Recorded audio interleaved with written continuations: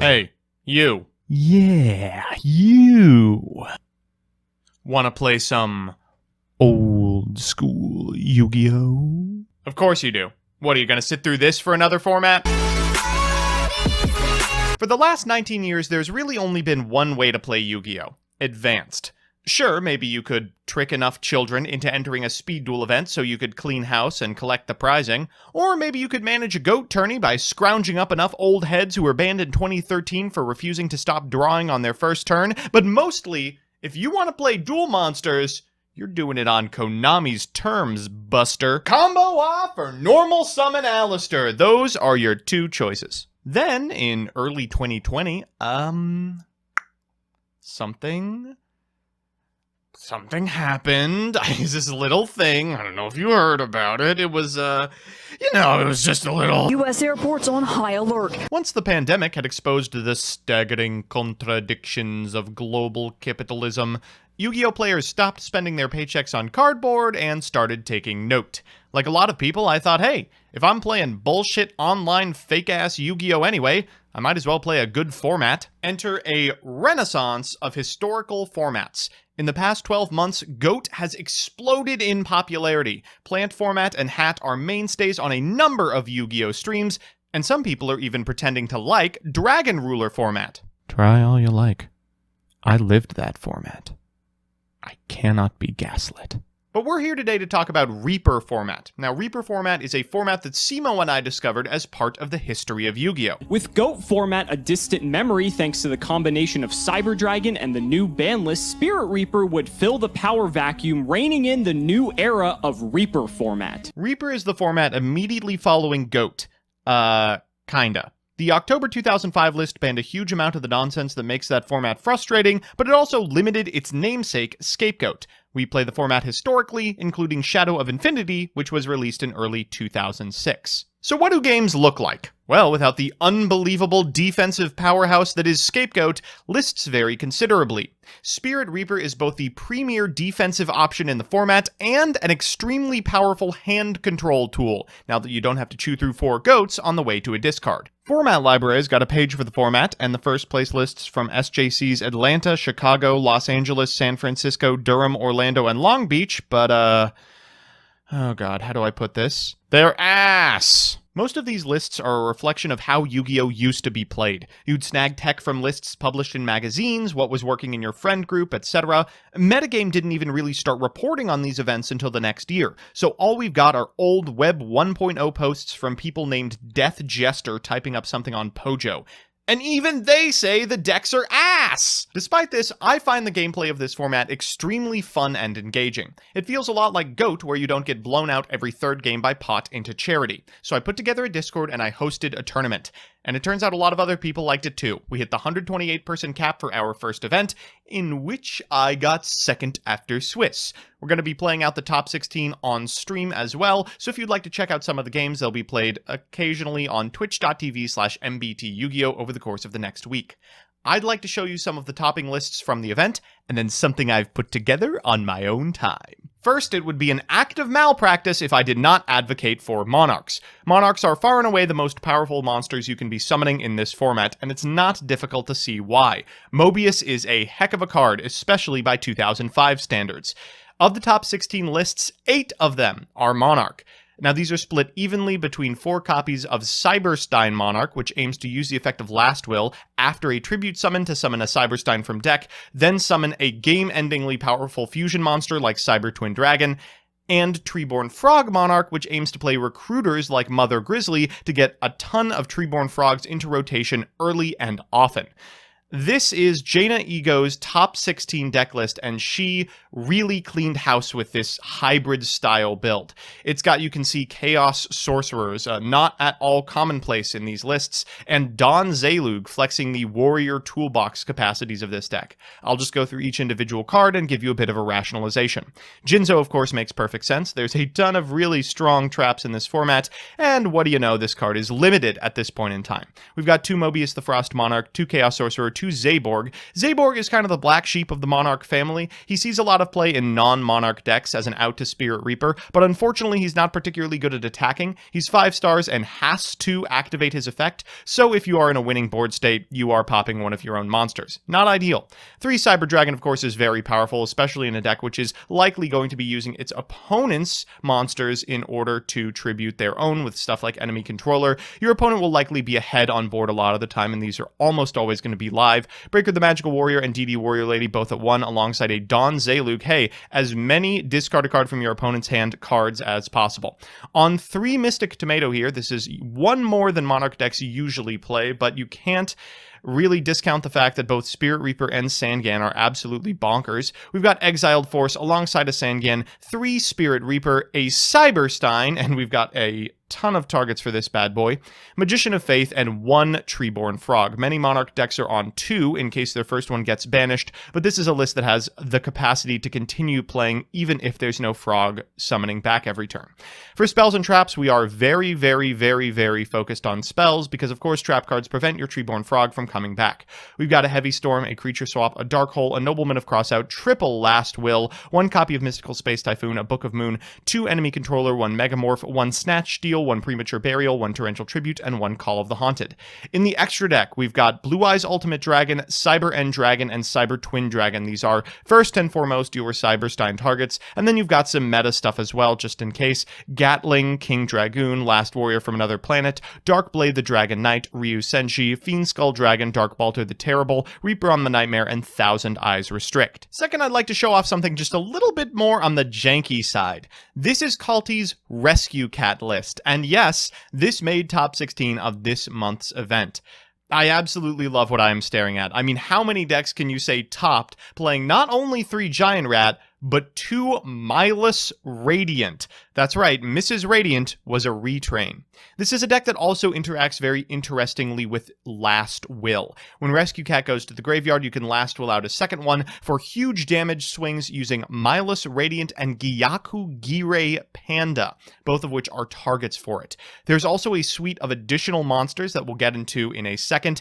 And of course, it is playing some terrible, terrible floodgates like Level Limit Area B, which it conveniently is unhurt by, but other decks have trouble getting around. So let's go through the individual cards. We've got 2 Cyber Dragon, triple Giant Rat. I am just so shocked to see this actually seeing competitive success. 1 Exiled Force, triple Rescue Cat, 1 apiece of Des Wombat, which is meant to shield against burn, DD Crazy Beast, which is meant to banish Treeborn Frogs, the Wicked Worm Beast, which is meant to convert a Rescue Cat into residual advantage as the other monsters will be destroyed at the end phase, Sangan, Cyberjar, double Gyaku Girei Panda, which pierces, an Injection Fairy Lily, mainstay of any deck playing Rat, a Cyberstein, and double Milus Radiant, which increases the attack of all Earth monsters by 500, and let me tell you right now, there are not a lot of them that are seeing play. We've got a Confiscation, a Heavy Storm, triple Giant Trunade, not uncommon for these OTK decks,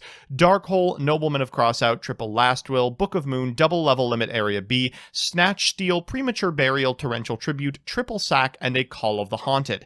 In the extra, again, we are just on a board for Cyberstein. We've got a Blue Eyes Ultimate Dragon, a Cyber End, a Cyber Twin, a Gatling, a King Dragoon, Last Warrior, Dark Blade, Dark Flare Knight, Ryu Senshi, Ojama King, Fiend Skull Dragon, Dark Balter, Reaper on the Nightmare, Fusionist, and Thousand Eyes Restrict. And finally, this.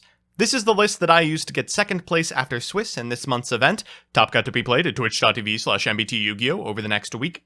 And surprising no one, it is Strike Ninja. Now, to those of you who watched the History of Yu-Gi-Oh! Episodes on Reaper format, you know that I am no stranger to the way of the ninja, but I liked the deck so much that I bought it in paper at high rarity. Now, this was a big deal for me. I had never done anything like this before, but I knew I had something special with this, and I am so happy that it has finally come to fruition. Real quick, I do want to add 2 disclaimers. Number 1, it's not max rarity. I haven't purchased a majority of the champion pack stuff that would otherwise be in this deck. I prefer to see those cards in paper, and honestly, I want to remain on good terms with my landlord in the meantime. And secondly, if you are about to balk at the thousands of dollars of cardboard you're about to see, don't worry. This deck and every deck that I've shown can be built for maybe $20 total. If you want to play Reaper in paper, it's super easy to do so, and a great resource for learning how to play the game if you're new. So with that, let's jump into what I've got.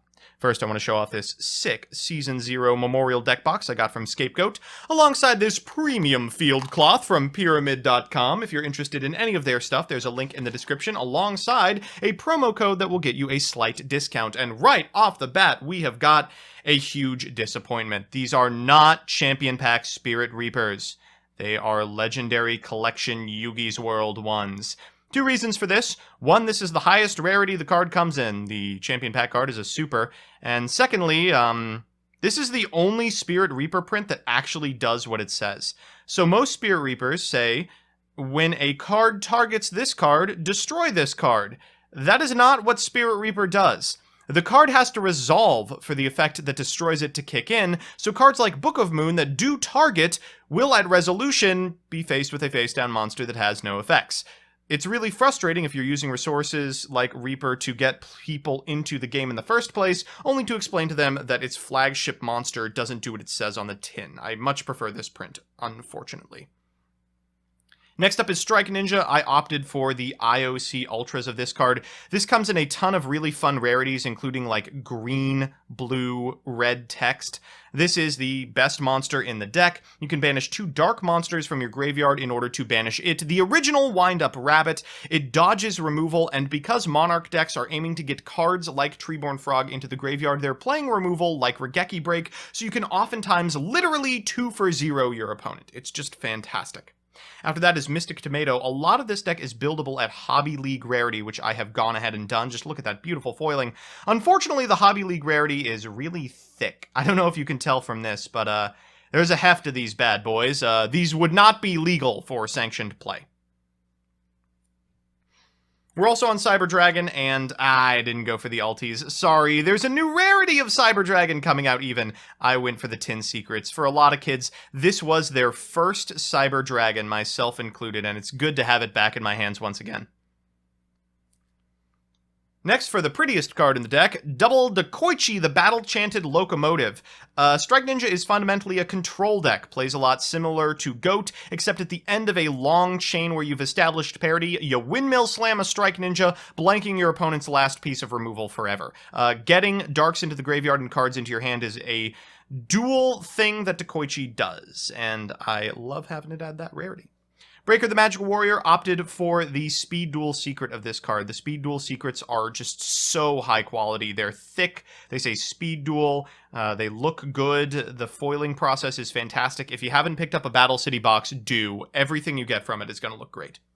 DD Warrior Lady, another card that is a Hobby League foil, as is our next card, Exiled Force.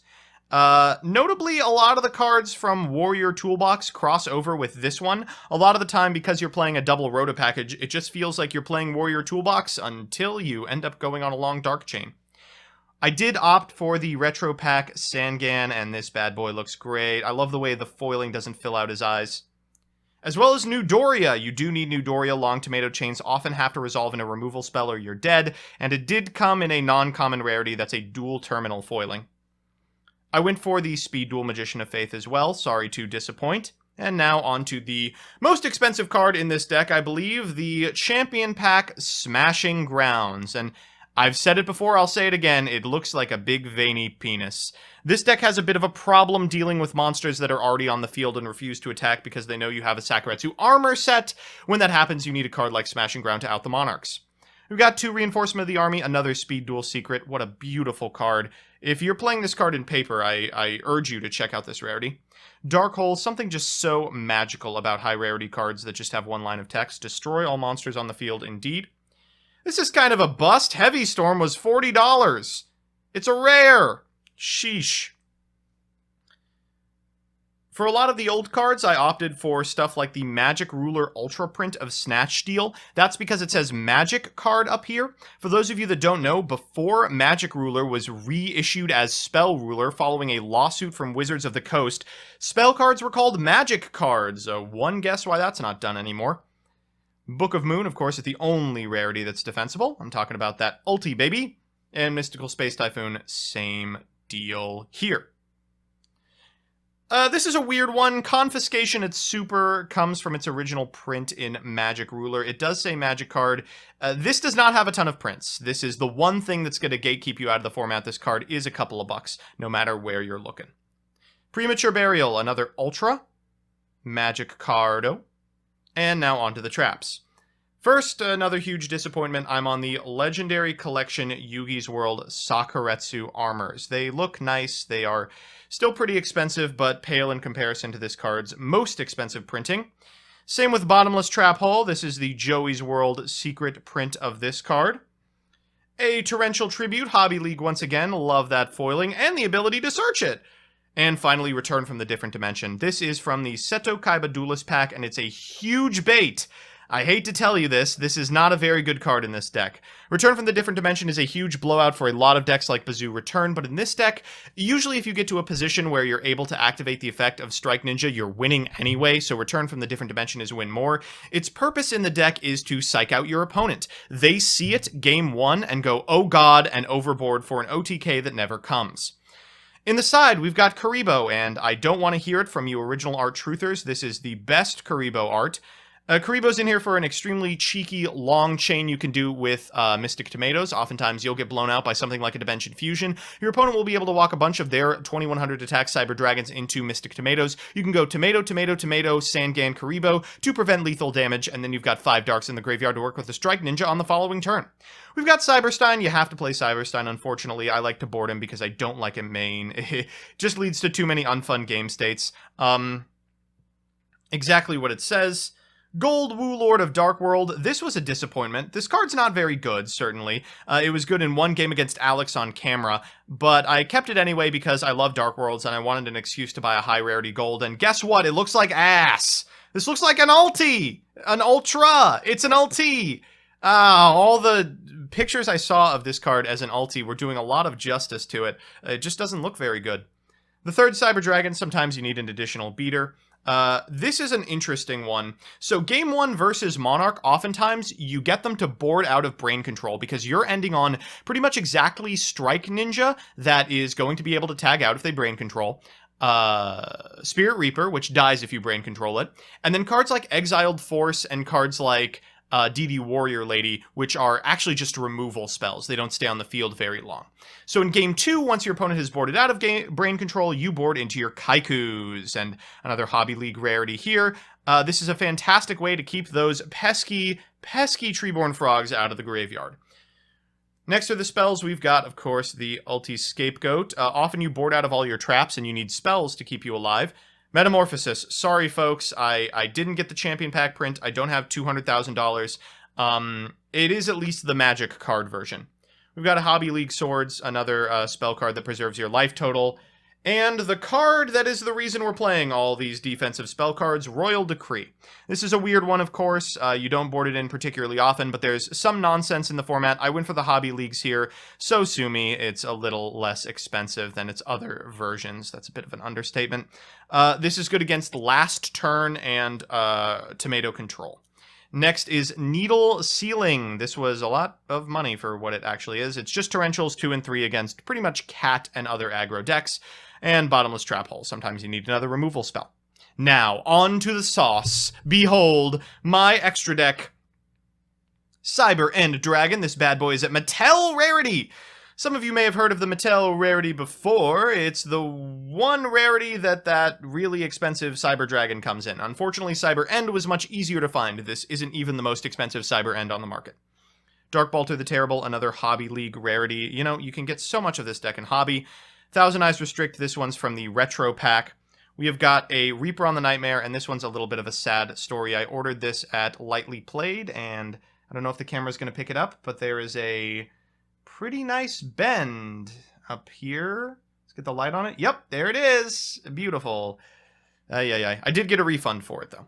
Fiend Skull Dragon. It's Fiend Skull Dragon. I went with the speed dual print of Ryu Senshi. Gatling Dragon is such a pretty card. I've never made this, but it is so sexy. And it sees crossover play in GOAT. That's a ticking time bomb in terms of profit. Cyber Twin Dragon is one of the most expensive cards I had to purchase, but unfortunately you do have to play it. It is the best Cyberstein target, bar none. Ojama King I just wanted. I just wanted a high rarity Ojama King. I'm never making this guy. Dark Flare Knight, again, I don't have Mirage Knight. Darkblade the Dragon Knight, he's kind of Kaiku. King Dragoon, I lost this card under my dresser for a couple of days and had a conniption. Last Warrior from Another Planet, I remember turboing this out as a child and ruining everyone at the playground's fun. And finally, a Blue Eyes Ultimate Dragon. This is from the Retro Pack 45, larger than 4K. But wait, Joseph, that's 14 cards. We'll prepare for the final monster in my extra deck. Boom, baby, Steam Gyroid. Woo! This comes in 2 rarities, common and common. I'm seeing Gavin next week. I'm going to get him to sign it. If you want to try out Reaper format for yourself, I really suggest you do so. There's a link to the Discord in the description, and there's a ton of really welcoming people who are willing to help any player of any skill level play pretty much any deck that they want. We have a channel dedicated to Yuria Turbo, for God's sakes. Other than that, I hope you'll give it a shot. Watch along on twitch.tv/MBT Yugioh, and I'll see you in the next one.